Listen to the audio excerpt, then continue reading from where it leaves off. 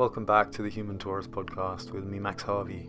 Today, it's a great joy and blessing for me to be able to interview and have a chat with Dr. Jacob Israel Liberman.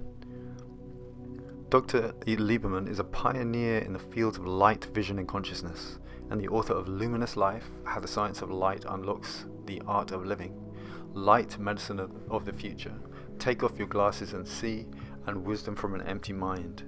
Originally trained as an optometrist and vision scientist, his life changed in 1976 after the miraculous healing of his own eyesight, leading him to a deeper understanding of light and the science of life.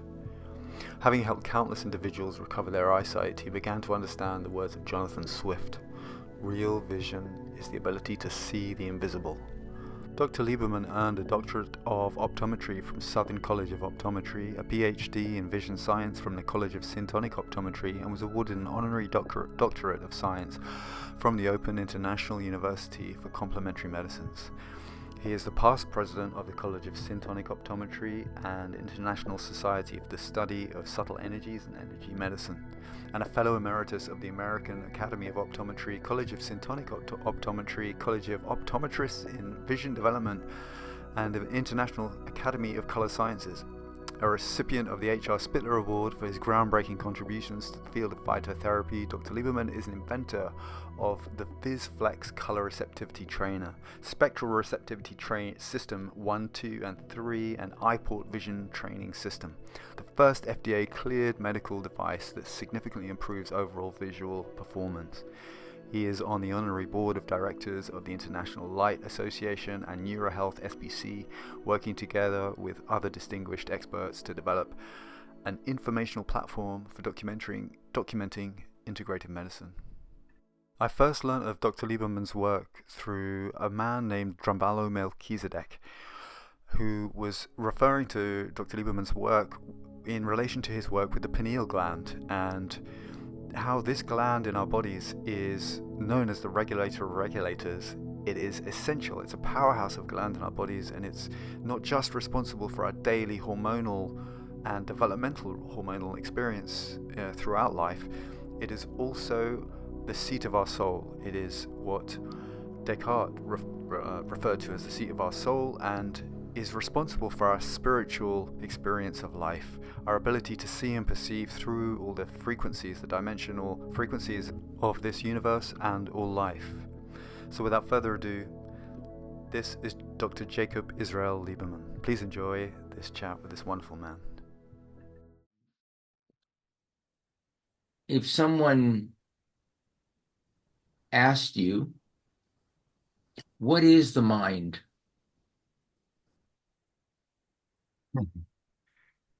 Would anything come to you?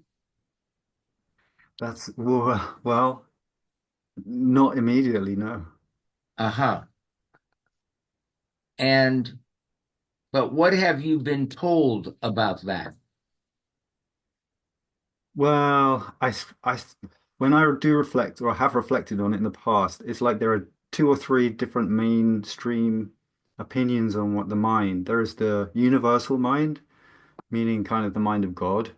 Um, there is also, and there is our individual sort of egoic mind, and meaning our marriage to our thought patterns, the loops of thoughts that we've accumulated throughout our lives, and our ability to either, unshackle from those in any given moment or not.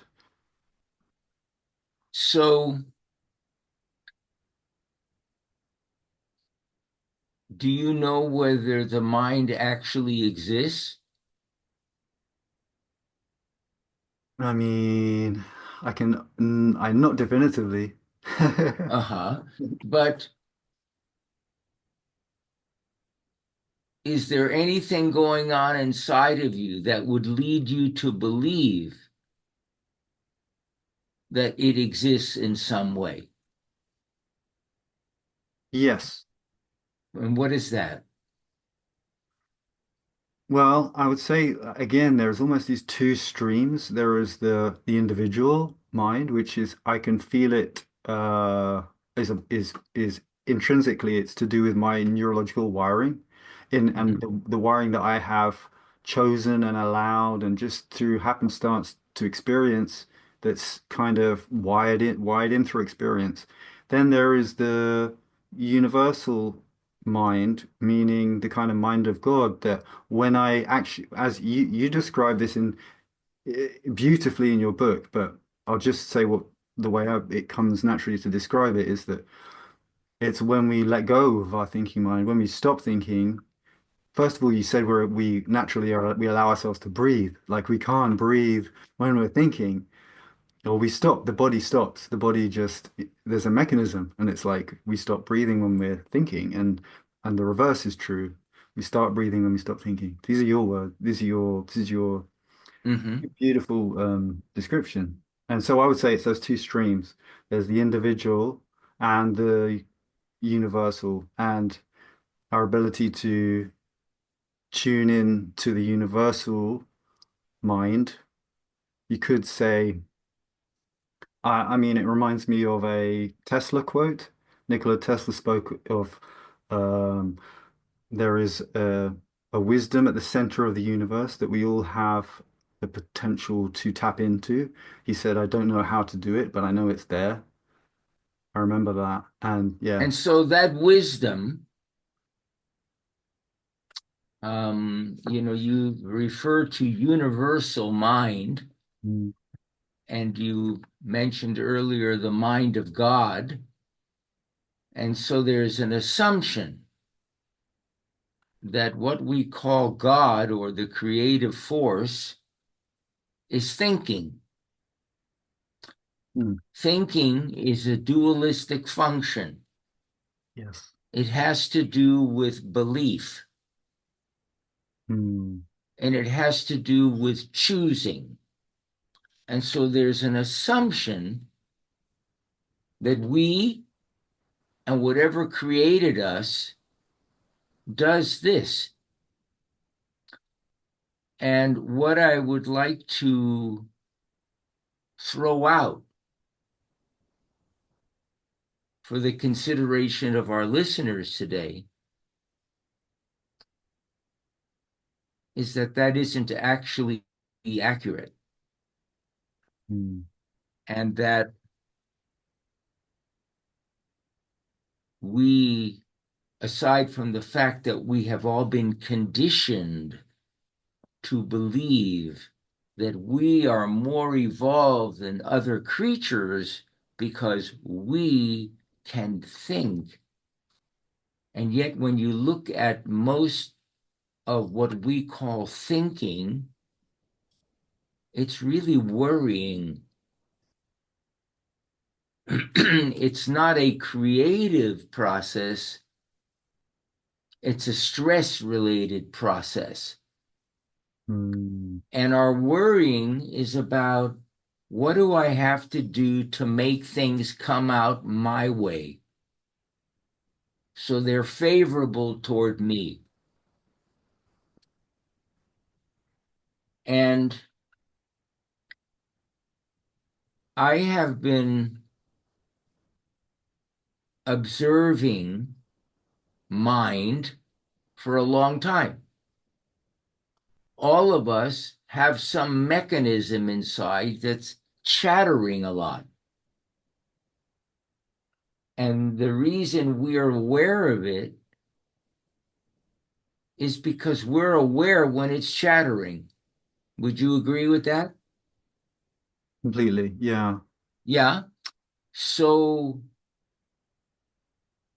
are you the observer of the chatter,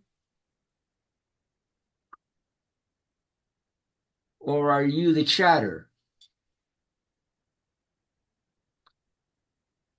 One of the things that I've noticed is there's nothing we can do to stop the chatter. We can quell it a little bit through meditation, breathing techniques, but at best, it's just temporary.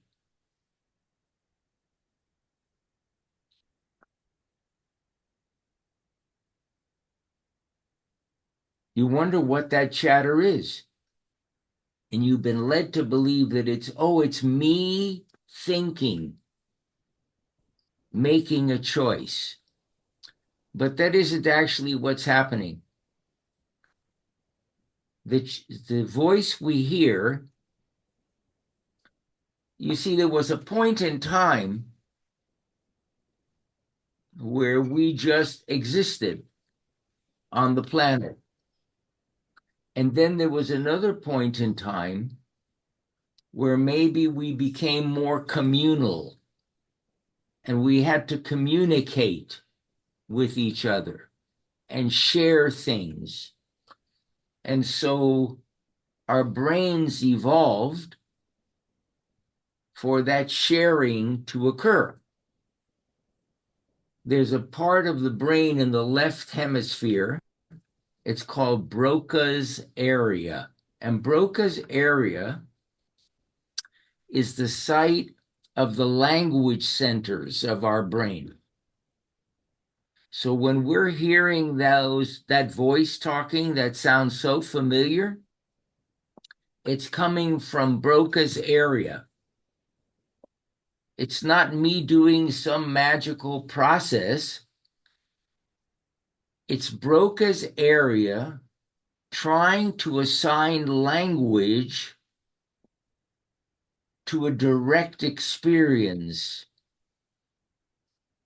Now, then you have to ask, well, what is a direct experience? A direct experience is what we are aware of when there's no filters. It's unfiltered awareness. It isn't like looking at life through my ideas or filtering life through my ideas. It's experiencing life directly.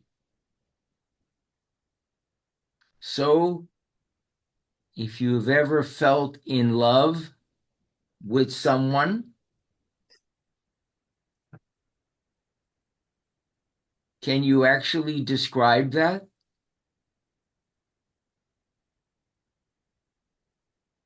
I mean, I mean Are that there that's are interesting. there any words, are there any words or combination of words that can accurately describe what you experienced? It's a feeling of being alive, completely alive. It's like our aliveness. It's almost like illumination, as like. Right, but what is any so I hear you, but then I'm saying, what does it mean? What does he mean when he says being alive or illumination? You Yeah, see, yeah. um, do you ever eat pizza? I mean, I love the taste of it. Rare, yeah, like a treat. I love it as a treat. Okay. When you go to the restaurant and you see the word pizza, does that word have anything to do with the experience of eating the pizza? Um, None. No, no, only There to. is there Yeah, is no relationship between the direct experience and the descriptor. yeah. The chatter you hear is a translation at best. And we say it gets lost in translation because the translation has nothing to do with the experience. Language is a very poor substitute for direct experience.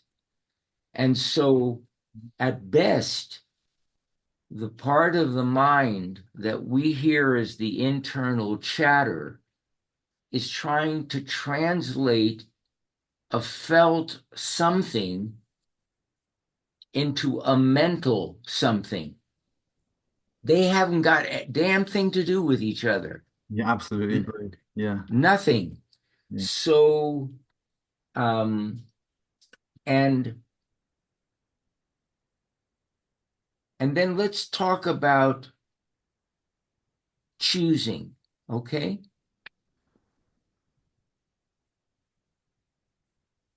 So choosing means I have to decide which one I want over this or this. But there is a mechanism within all living things that is inseparable from its survival. When something is inseparable from our survival, it has to have the ability to see and know at a level of accuracy we can't even imagine. It has to be able to see what is not even visible in order to protect us.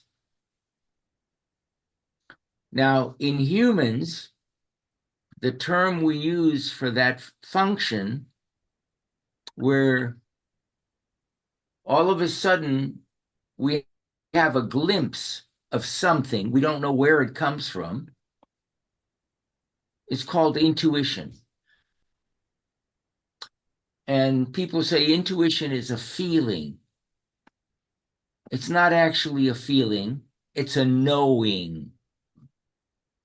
It comes in at the speed of light, and the accuracy level is off the charts. And it's been happening for me my entire life since I was a young kid, very young kid.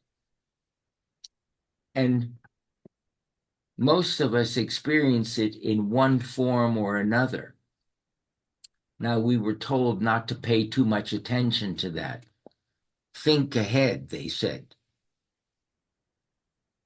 In other words, forget that knowing that comes in, trust what you think.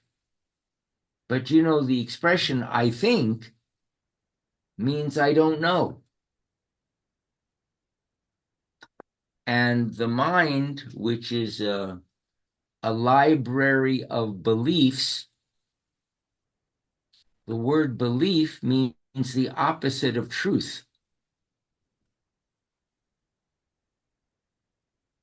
Truly, what we're yearning for is truth, not hypotheses or concepts or theories. Truth is what we're looking for. So I want to share this with you because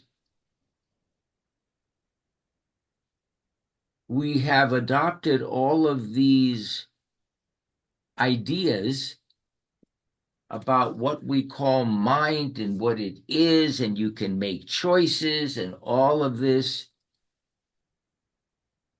I do not have that experience at all.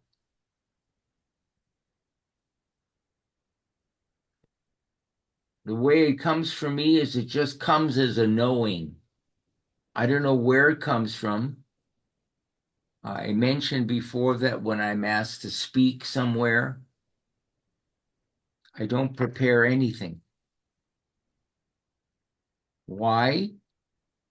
I don't know what's required the night or the day that I arrive. You asked for me to have a conversation with you. You shared a little bit about your background, but we had never spoken. We certainly had never seen each other.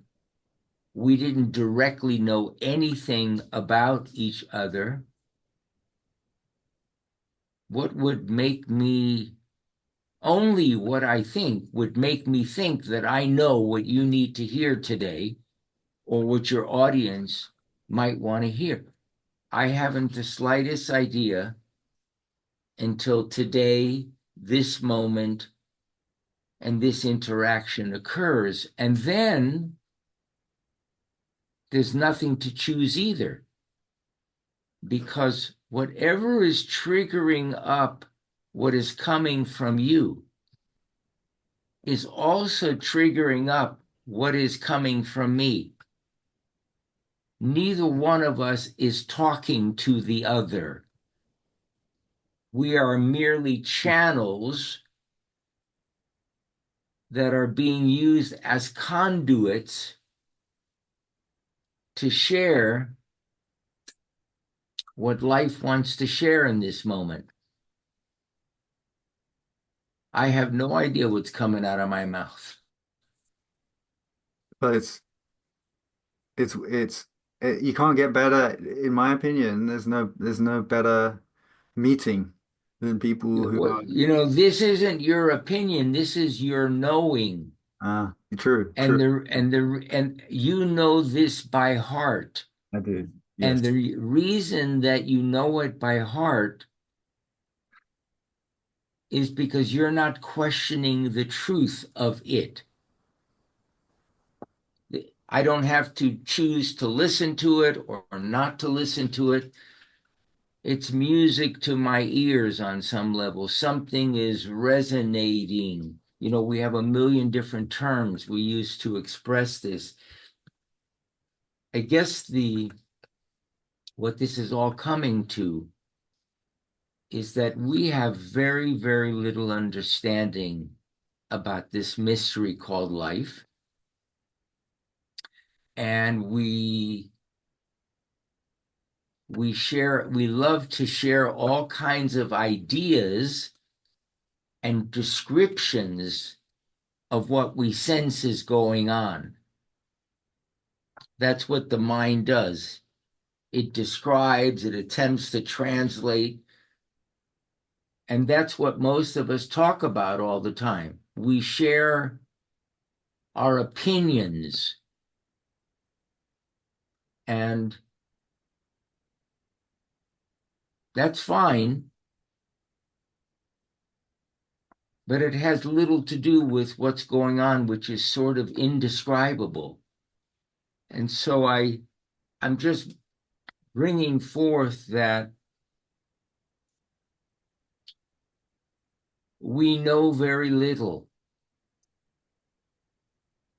When we look at the universe, even though we have these incredibly high-powered telescopes and technologies and so on, we're only aware of about 4% of the universe. And yet we make up all kinds of theories about everything based on seeing a little grain of sand. Hmm. But I will tell you something about seeing that I think you'll find very, very interesting. The eye is a really interesting aspect of life. First of all, the eyes are not a separate organ like a kidney or a liver or a heart. The brain actually has two frontal extensions, like two satellite dishes, that extend frontally and connect the inner world with the outer world. And those frontal extensions of the brain we call eyes. And the eyes are portals. They are they are the only part of the body that someone could look into and see what was going on with your blood vessels and so on. It's quite a fascinating aspect of who we are. And the back of the eye have about 135, 140 million cells that are photosensitive. In other words, they are very sensitive to light. Most of those cells are called rods, and rods are primarily active at night because they're highly, highly sensitive. In fact, the rods are not only the most light-sensitive cells that we are aware of biologically in the body, but they are more sensitive than any technology we have ever created that deals with measuring light. I'll tell you how sensitive they are. Light cannot be seen. You can experience brightness. It's a perceptual phenomenon, but you cannot see light. I don't care how much you magnify it, you cannot see it. And so all we can do is notice the behavior of light and speak about that. And so when scientists attempt to describe light, they speak of packets of energy called photons. And they say this energy is the energy from where life emerges. Light is the source, and life is the living dynamic that comes from the light.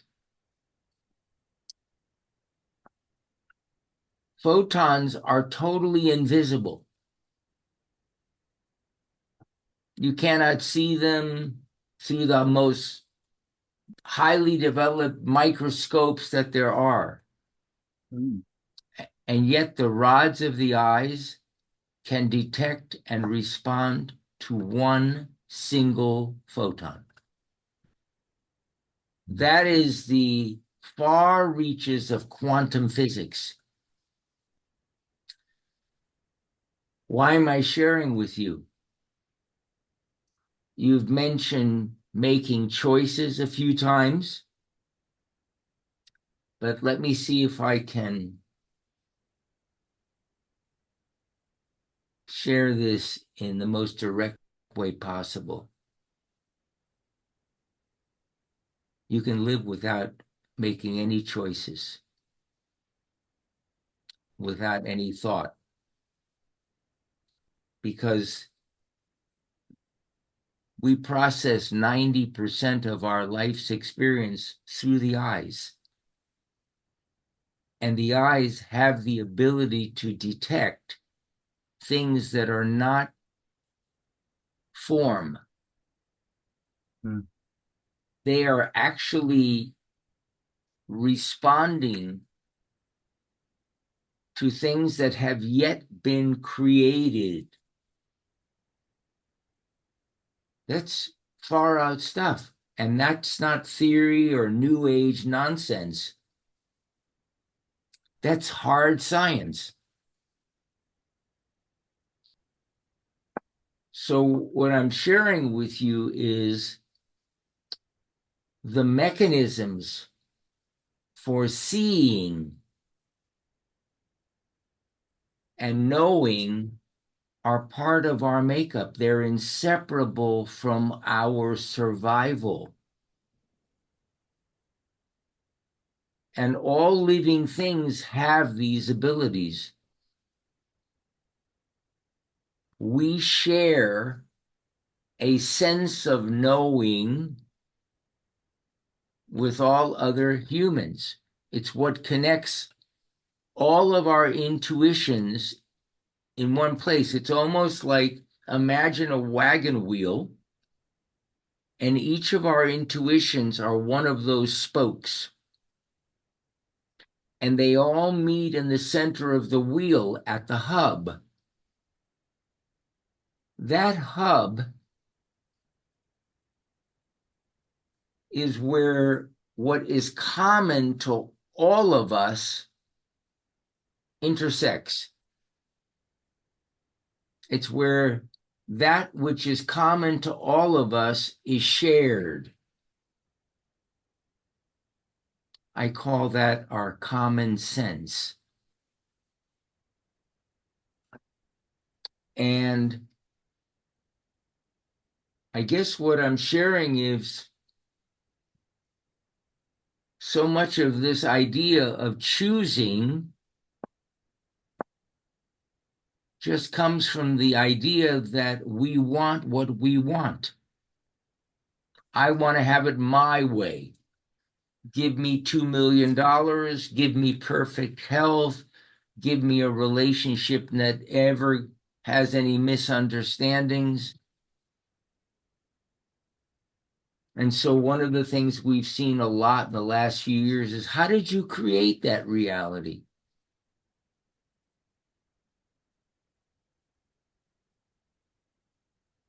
We have very, very real life, direct experiences with these things. And our sense of knowing really awakens when we realize how little we know and how much life is breathing us and living us. You know, they're having been in the medical field and gone through medical school, you learn a lot about how the body works. And there is nothing in our physiology that is designed to initiate action. Let me say that in a simpler way. There's nothing in our bodies designed to do anything. We are not breathing. Something is continually breathing us, causing that expansion and contraction that we call the respiratory rhythm, or the expansion and contraction that we call the cardiac rhythm, or the vascular rhythm, expansion and contraction of the blood vessels. We are not doing that. That is doing us. And yet we say, but of course we have free will. We can decide. I shared some very interesting science in Luminous Life about the free will question. Is it actually free?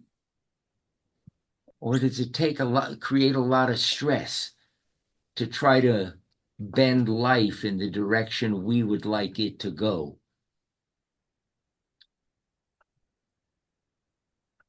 We all want to feel in control. And we try to create ways of being in control so that we do not have to live in not knowing. But creation comes from not knowing. Creation is nothingness becoming somethingness. And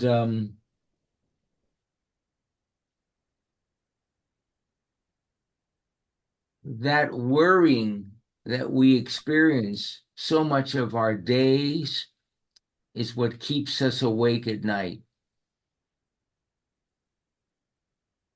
All that trying to maneuver life to have it this way or to have it this way.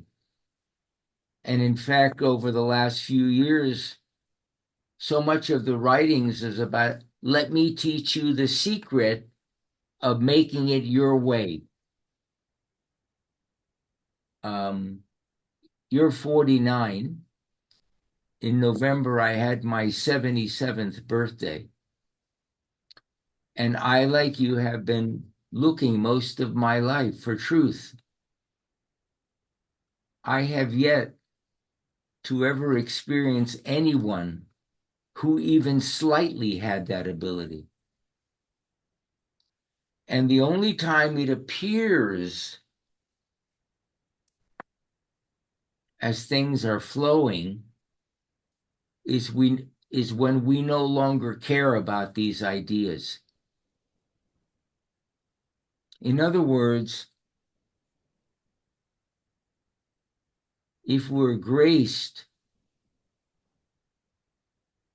by an unconditional acceptance of just accepting life as it is, then there's no need to control anything or decide upon anything, is there? And so all of this choosing is something from the mind of duality. Choicelessness is the state of creation. There's no stress in choicelessness. You don't have to decide anything or think about anything. Almost all the stress we have is mental. Most of us are not escaping saber-toothed tigers or any of the things that perhaps our parents or grandparents or ancestors had to deal with. Most of what we call stress is something where our mentality is not aligned with reality. So I share these things because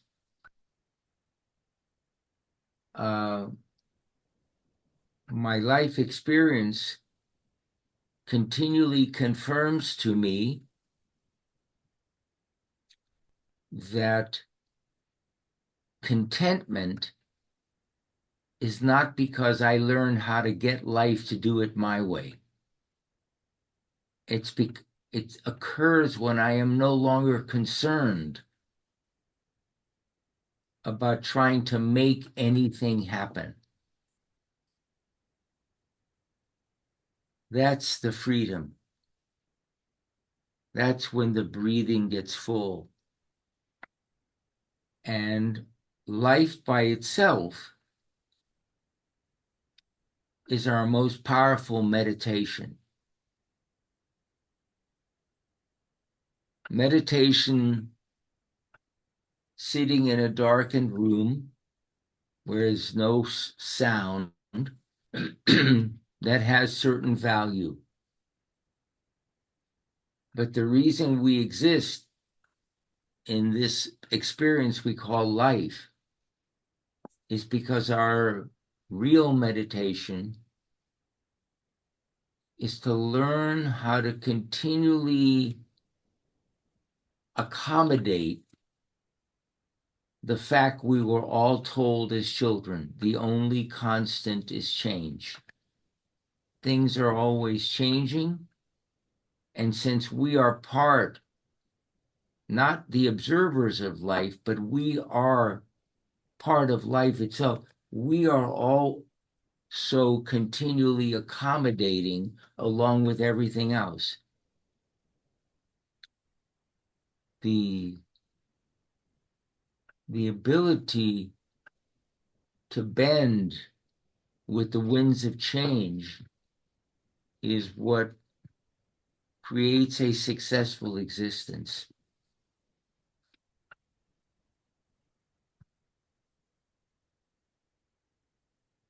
Absolutely. Yeah, so a couple of sharings about life, about mind. Maybe we should spend a short period of time speaking about what we call consciousness. Yeah, I'm up for it. Yeah. So if someone said to you, "What is consciousness?" What would immediately, you don't, without thinking, what immediately comes up for you? Awareness. A what? Awareness. Awareness. Right. Does awareness have a point of view? Yes. And It no. does? Yes and no, I would say. I would say there's I would say there's omnipresent awareness and there's also singularity, like like the awareness of our amazing eyes and what they can what how in these bodies our senses are our tools of maybe they refine our ability to channel our awareness. I don't know, but our senses are something to do with it in this realm. You know, that's my perception. So, um, awareness is what is noticing when the mind is chattering. Hmm. Awareness is also the primary noticer of sensations somatically in the body. Awareness is what is noticing what is occurring in the external environment. That's all occurring in awareness. The mind has a point of view. A point of view means that it's looking at things from a certain angle, a certain perspective. It means that it cannot, by definition, see what's going on because it's only can see it through a certain lens. It's a point from where it's looking. It's not a wide angle lens. It's a very narrow lens. Awareness comes from no point of view, especially when it is unconditional. It is like an ocean.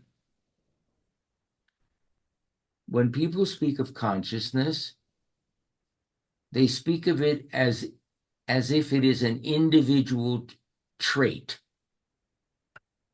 Your consciousness versus somebody else's consciousness. Oh, if you're really awake, then you'll have the Christ consciousness, or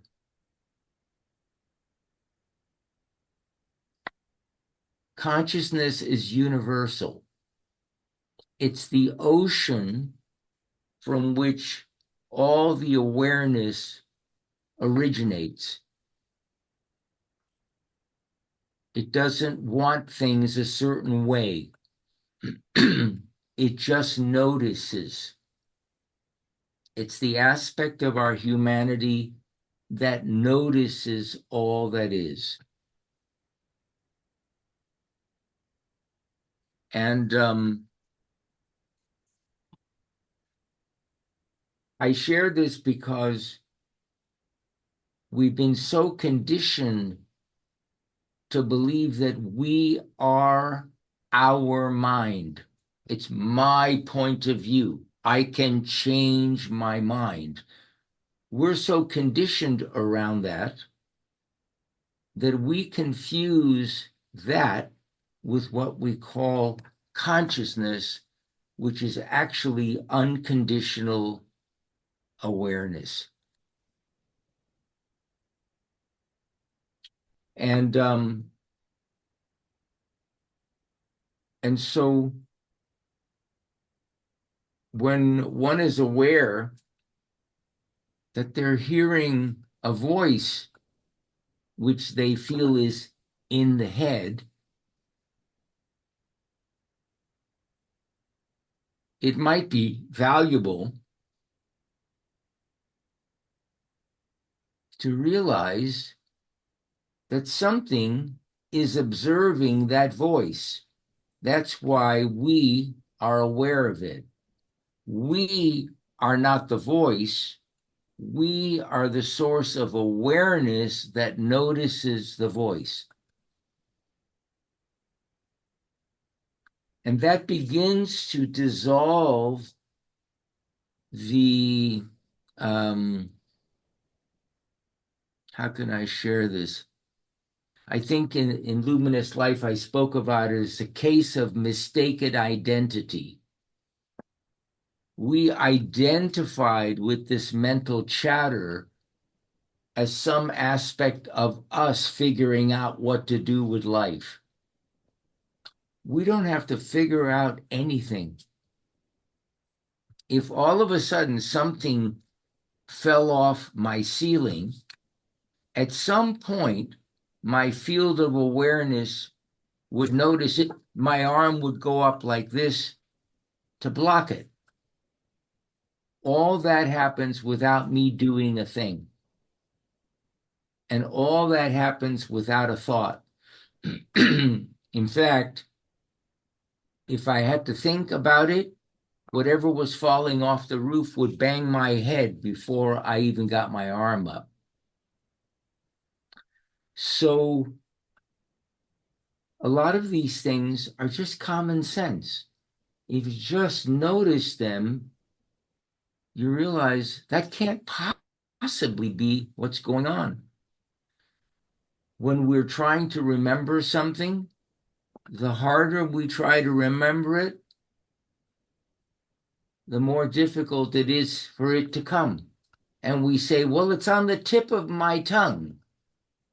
Well, the reason it can't jump off the tip of the tongue into awareness is because the brain is literally locked up. Why is it locked up?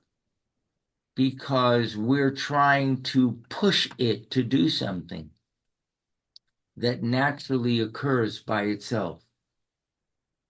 Even when we are taking a test, the answers can frequently come by themselves. Just like intuitively you sense something that hasn't occurred, when we realize the power of that sense of knowing and that it is inseparable from our survival, all of a sudden, trust begins to occur. Like, I'll give you an example. I was at the dentist yesterday for about an hour having my teeth cleaned. Now, I'm not sure exactly when this occurred, but many years ago,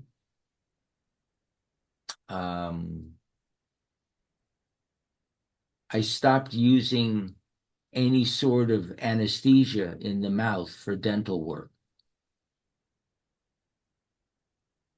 Cavities, it started out, big cavities, crowns, even root canals. And the only time I've had anesthesia during dental work in the last 45 years was when my wisdom teeth had to be extracted and the oral surgeon would not do it without giving me, but I wanted to try it just to see. And I don't do anything. I just, yesterday was when I was in the dentist chair, I said to him, I think we could probably do this blindfolded. And the reason was I realized that I trusted myself being in his hands. In other words, I just had a sense of trust that everything would just be okay, or whatever occurred, my system would adjust. Now, I don't understand exactly how that occurs. I don't have any rational, I can say to you, well, I have a high pain threshold, but I don't really know what it is. But I'm sharing it with you not to tell you that I can do this interesting thing. I'm sharing it with you because yesterday I realized that there's an aspect of life or an aspect of trust that is just there and carries me through those experiences. And all of us need to begin to experiment with everyday life, believe. We don't have to believe anything of what we've been told or what we've read, and we don't have to disbelieve it either. I guess what I'm saying is there's no substitute for direct experience.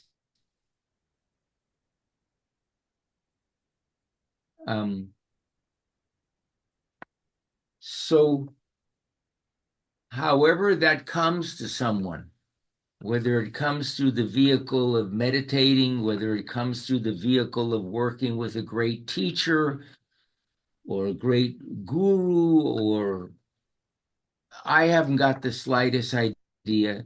I'm sure there's a million different ways of coming to the awareness, but whatever it is for each person, see, is that actually truth? Do we actually learn because we're thinking? Are we actually making choices?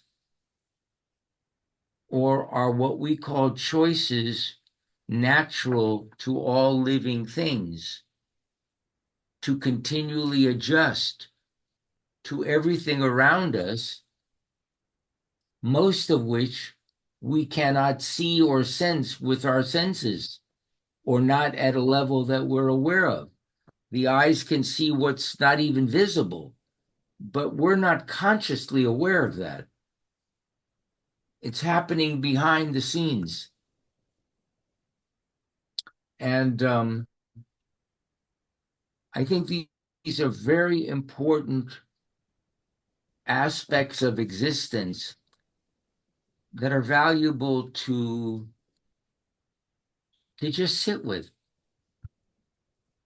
and to, all these things.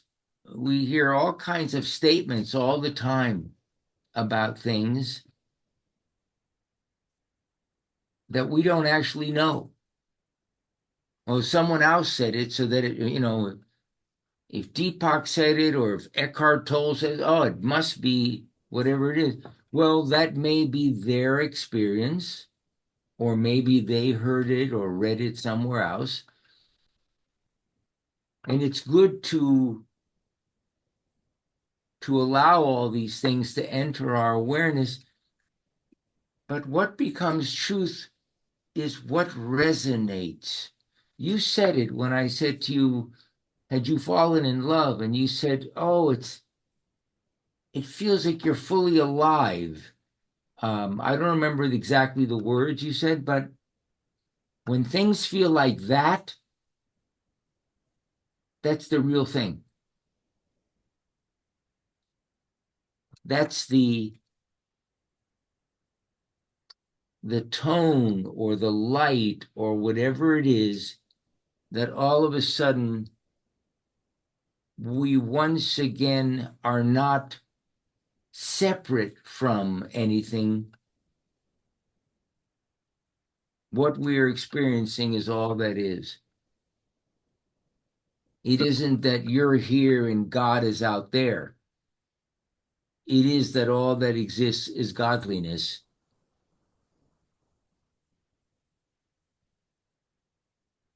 So those direct experiences are really powerful. They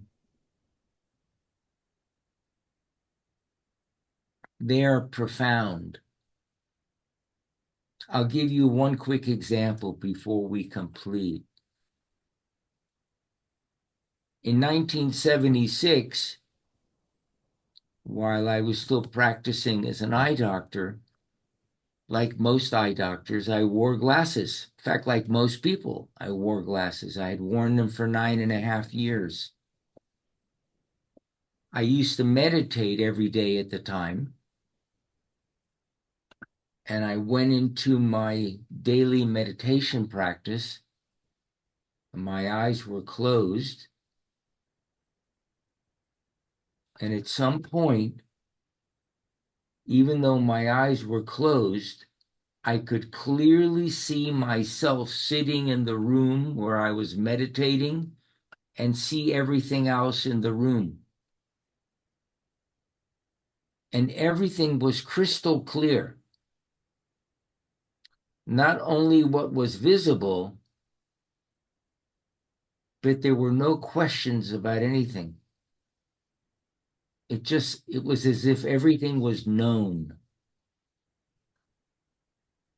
What was unique about it was that if I opened my eyes without my glasses on, things were not clear. And yet my eyes were closed, the glasses were off.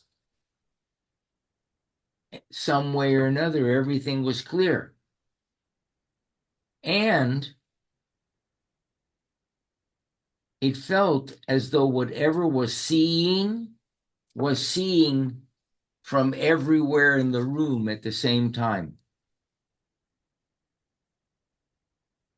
Now,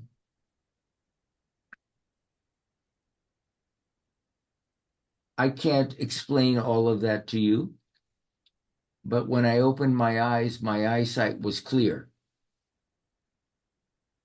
And it has remained that way now for almost 49 years.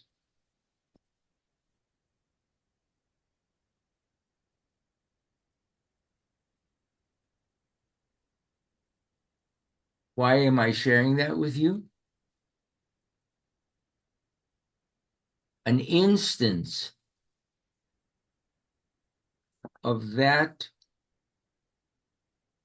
unconditioned awareness can change a lifetime without doing a damn thing, without making choices, without doing any exercises, without becoming a yogic master, a vegan, all these interesting things. And I'm not suggesting these things are not wonderful things that people can experiment with. What I'm saying is, as I said before, this concept of doing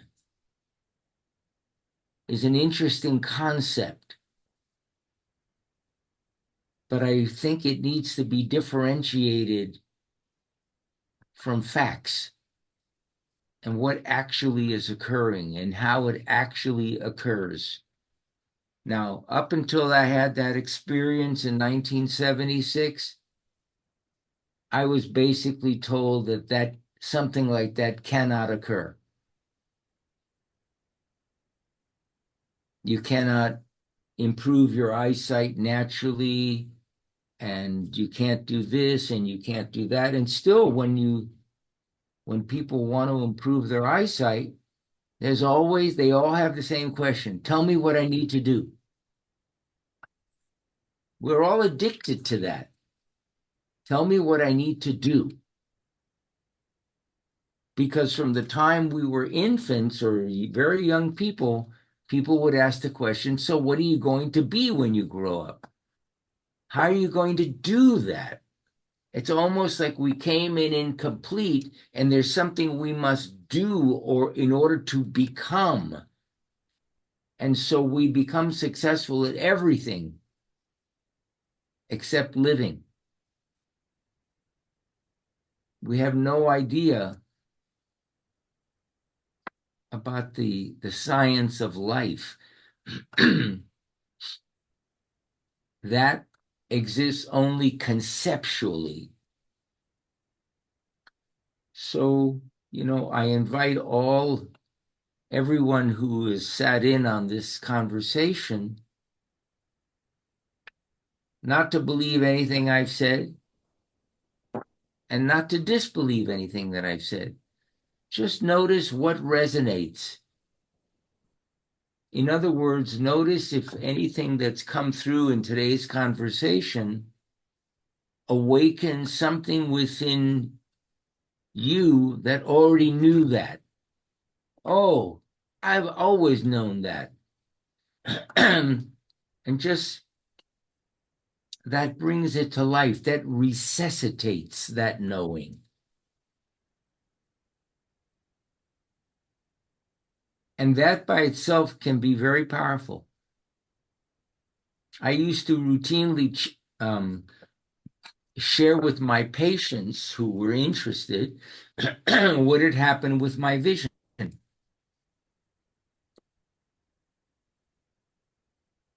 And one of them said to me once, everyone I've ever spoken to in the vision care field has told me this was impossible. You're the first person who didn't say it was possible and didn't say it was impossible, but just shared with me what your experience was. And I feel as though you've given me the license to possibly have a similar experience. And I've seen these vision changes occur with many, many people over the last 50 years. And the most profound have been with other eye doctors at events where I took them through an experience that gave them an instance of profound awareness. And then I just encouraged them to be with it and to allow it to grow. And sometimes it's grown really large.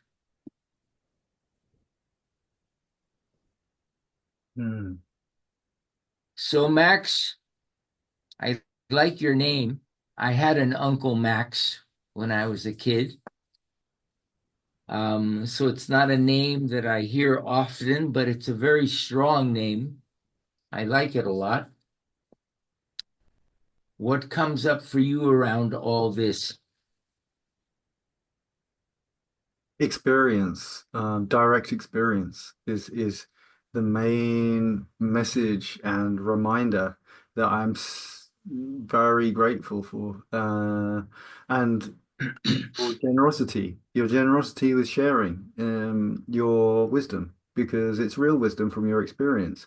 It's like you're sharing your arc of experience and it feels, because we all go through the mental process of learning and studying, and then most of us at some point, maybe not most of us, but a portion of us will let go of it, let go of all of that study, let go of all the conjecture, and just Right, remember experience is how, because also it reminds me of when we're up against it, when we're in a situation where we have nothing else to rely on but our own innate abilities and whatever is inside us in our memory and what we can tune into. We almost always make it. I would, right. you know, and you're reminding me of that. And I do have moments personally in my daily life. And it's always the things that get me from one place to the next, from one point to Right. and it's always there. Whatever is needed is always there within. And also, as you say, in the common sense field, when we tune into that field, that central pot of common sense. Um, so thank you, because that's an incredibly helpful reminder. You just said something. You said what gets me from point to point. And there's something I mentioned in the last book, Luminous Life. Um, which is what catches your eye is looking for you. And so we have this idea that we have to think about the moves we're making. It's like a chess game, but it isn't actually. We're continually being guided by whatever is guiding the movement of our heart, the breathing of our body, regulating our blood pressure, or regulating the movement of the planets. Whatever is regulating all of that is also regulating our life and our movement. And it's only the mind that believes it is separate from that. Right. Yeah. Which just cannot be. And so when something catches your eye, the eye automatically, reflexively turns towards it. It is not a choice.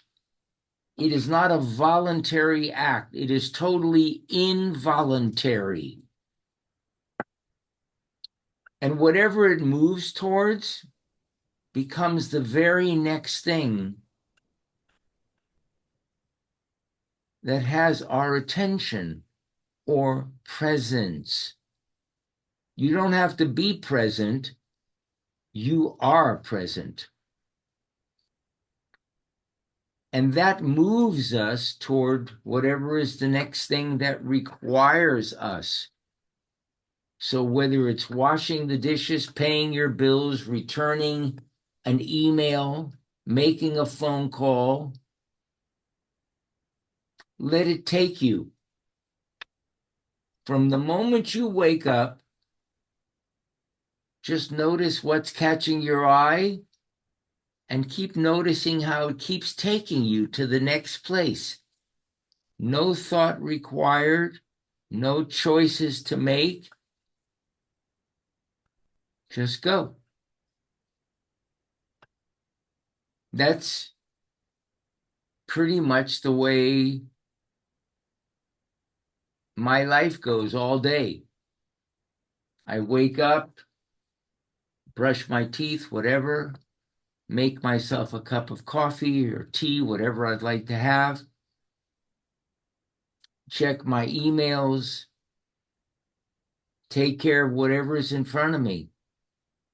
Nothing is left for tomorrow that comes in today. Why is that? Because in life and in biology, timing is critical. It's everything. Things do not come just, there's a precision to the timing of things. So when something enters one's awareness, that is the moment. And the awareness of it catching our eye is presence. That awareness and allowing it to take us. Rather than us driving the car, let the car take us. Even just thought of that feels relaxing. Yeah. Yeah, you can feel the body relaxes just at the thought of that. Yeah, yeah. So if the body is more relaxed, it'll hang around longer. Mm. Consider that we have a feeling that life is like a race, and the winner is the first one that gets there. But life is actually a long race. It's called a marathon, and the person that finishes first is the loser. So let the body relax. Let yourself be taken. This has been fun today, Max. Thank you. Thank you, Jacob. Yeah. Thank you. Real, just precious treat, honor, all of the. I don't need to say it, but well, well, I'm saying I do need to say it. Really, really, thank you because it's a flow. I had all these questions prepared, but ultimately they have the reason for me doing that. And I wasn't precision. I did the best I could, and I knew I always leave open 50% for the flow, and that's the flow is the message. So is the main message. Yeah. It's amazing that the important message came through, regardless of what we thought was going to happen or what we wanted to happen. It came through regardless. Yeah. And we will get to where we need to get to regardless. Yes. But it takes wisdom to, or at least presence and awareness to see that and to remind ourselves and for, to have someone to remind. So hopefully lots of other people can be reminded through. Well, we're all holding hands on this journey. And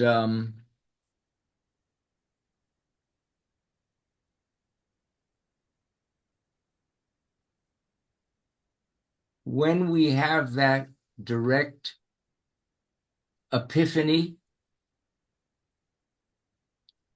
then every step you take exemplifies what it is we have been speaking about. It's not even in our words, it's just the way we live our lives defines the presence you speak of, the awareness, the awakening, all of that. Mm, mm. And yeah, presence and awareness is just kindness. It's just noticing someone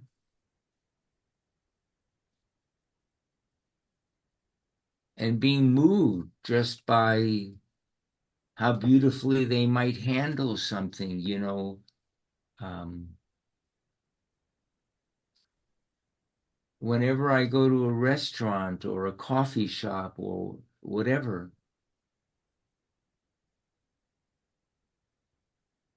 I find that I'm continuously noticing qualities about people that, let's say, are visiting there or working there.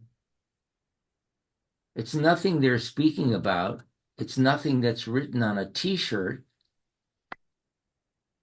It's I something enters my awareness about them. It's individual. And I find myself very often moved to share with them the experience I've had. And most of the time they say, "Oh, thank you so much," because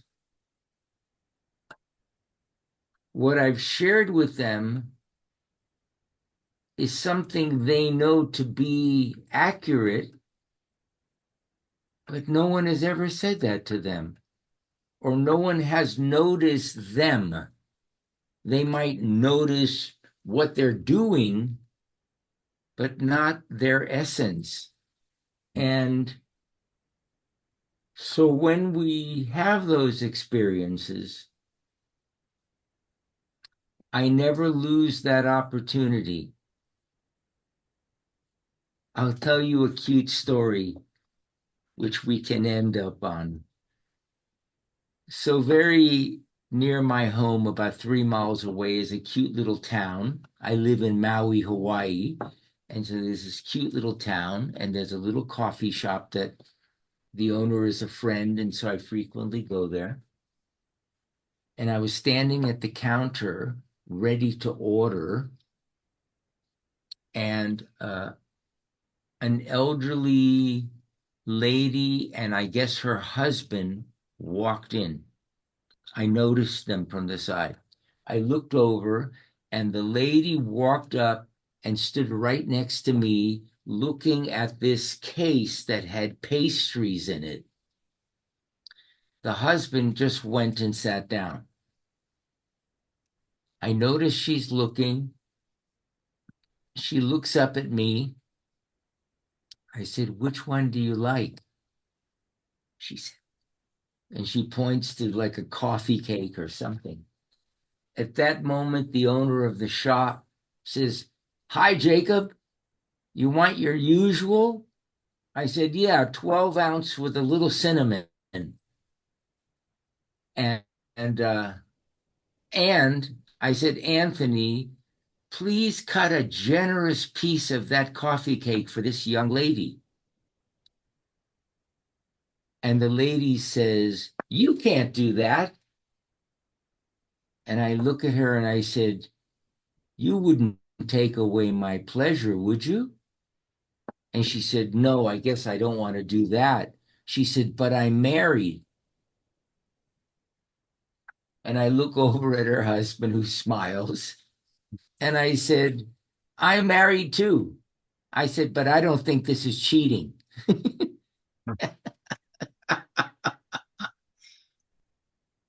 A cute little story. It made my day. It allowed me to be a philanthropist without any money. For $4 for a little piece of pastry, and to have the magic of that interaction with someone who I'd never seen before and will probably never see again. But I will not forget that experience, and probably she won't either, or her husband. That's priceless. Everything we've been speaking about for an hour is contained in that. Mm.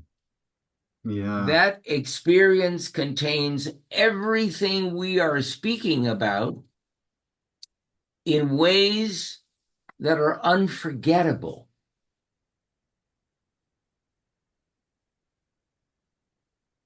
Mm. Just simple kindness, but it's not kindness because you're being kind. Hmm. It's the kind of kindness that moves you. It must be done. You are moved to buy her that little piece of cake, or I don't know exactly how it works, but it was choiceless, totally choiceless. Inspired. You were inspired or That's the real awakening. prompted by spirit. Isn't that what we are all prompted by? Right. Right. And it's just about slowing down a little bit and seeing that it's all over the place.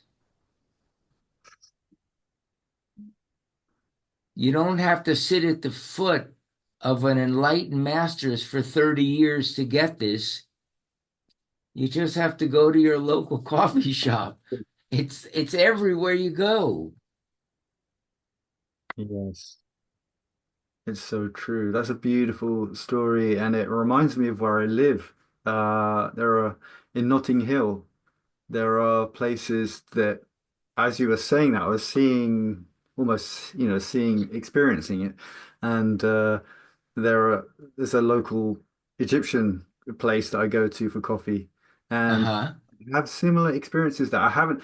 That's inspiring me to go a step further and see what happens. But I witness things like this happening through other people, and what you mentioned about everyone's unique frequency. We all have, that's in a way that's conjecture. Those words are used a lot, but we're all We bright. have a certain nature. Hey, that's it, right? Yeah, But no one else has. It's unique. right, Right. right. Yeah, and that's why birds of a feather flock together. They Right. have a certain similar nature, a certain similar frequency, as you say. They resonate. Yeah. Yeah. So Maui must be beautiful. It is a very beautiful place. It has changing weather, just like Notting Hill. It sometimes incredible things seem to just magically occur, and other times they occur to a lesser degree, or maybe they don't occur. People here have the same experience as people in other places, but people here have not forgotten the important things in life. Mm, Just saying good morning, acknowledging someone, thanking someone, helping someone, kindness. Yeah. kindness, just simple kindness. It's Mm, funny, we've taken these simple things like kindness and referring to them as enlightenment or awareness or presence or whatever. It's just simply allowing yourself to be moved by the everyday experiences in life that most of the time we don't pay attention to.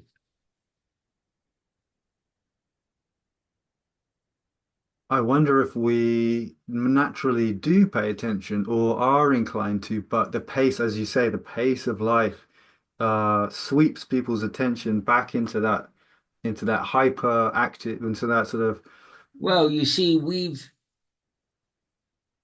um, what we call normal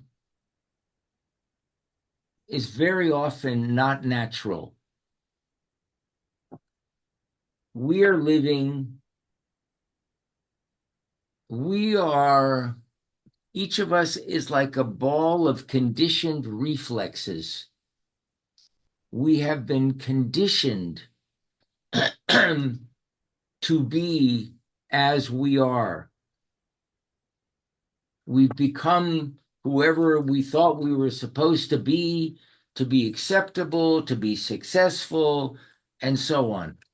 And this happened from the moment we were born.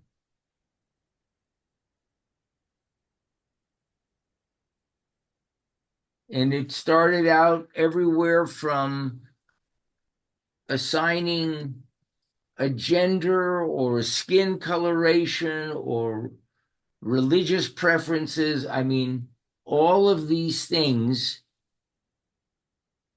continues to create a certain box that we fit into.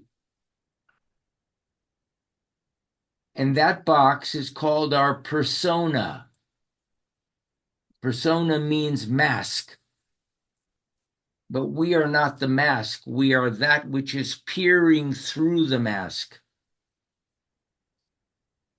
And everything we've been speaking about and these experiences, as I just mentioned, are the things that allow us to feel life by heart, to know things by heart, which is to know them intuitively in a way that is fully natural. to truly know something is through the heart, through that Yeah, and soul. I think, yeah, yeah. yeah. As you say, Well, I wish I was there. I'd go with you to the Egyptian coffee shop. oh man. Well, next time you're in London, you'll please come and visit, and I will take you there. There's a movie called Notting Hill. There is, yeah, and I live sort of in within the sort of so there was a blue door in that film that is famous, and so on my road, actually, when I open my door, there are always tourists with their cameras pointing up at me because Really yeah, because there have been other sort of media films filmed on that road, but yeah, so I don't think I'll be there for that long personally because of I would like a more peaceful place to live, but it's definitely a great stop up along the way of life and experience. tell me, what keeps you busy in your life?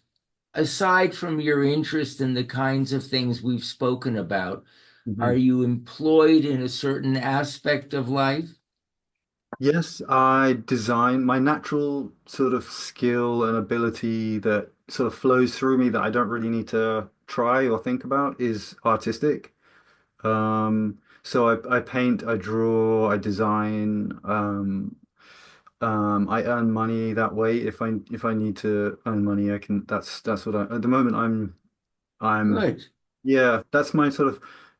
What we're talking about. It just to embody. It embodies that energy of. Beautiful. Beautiful. Yeah. My dad was also an illustrator. It's in the spiral. Yeah. I love it. I love it. You know, they say the apple doesn't fall far from the tree. So many of the traits we see in us are millions of years old. They've been in our lineage forever. And Yeah, we're just a current state of the evolutionary spiral. Yeah. And I see you for your, and it's clear. Yours is clear. Wow. You are a disseminator of wisdom. You know. And Well, truly, and I'm grateful. effortlessly, I would say. And yeah. And, Thank you. Thank you. and more than that, there's a lot of joy and sparkle and fun coming through you as well. Oh, that's what happens when you get to be 77. Okay, I can look forward to it then. Well, Max, I'm very grateful that you reached out and invited me to join you today. Um, we're thousands of miles away, but we are as close as one can be, and that's a lovely feeling. That's amazing. Yeah. Yeah. So continue continue with everything that moves you. And yeah, thank you for just inviting me in to join you and to take part in this lovely conversation. It's very nourishing for me. It's a beautiful way for me. I mean, for me, it's just 9:33 in the morning. And for you, I imagine it's probably 7:33 Yeah. in the evening. So you're toward the end of your day, and I'm in the beginning of my day. But it's nice that we got to meet in the midst of our day, in the midst of our life. Thank you. It's good to know you're over there. It allows me to realize I'm not alone. There's people everywhere that are aware and feeling these kinds of things and feel this is an important time to be sharing this in whatever way we do, whether it be through a piece of coffee cake or an espresso or a conversation. Absolutely. Beautifully said. And I couldn't agree more. And please, if you're ever in London, please come visit. I absolutely will. And when you're ready to post our interview or whatever you do with it, if you would send me a copy, Of course. would be great. I'd love to share it and you with people that follow our work as well. So Absolutely. have a blessed day. I'm very grateful. Thank you so, so much. Thank you, Jacob. I'll put links to everything, all of your work below in the description, and Whatever. I'm sure the conversation was everything. beautiful. All right, my friend. Take good care of yourself Thank you. and your lovely heart. Thank you, Jacob. All right, be well.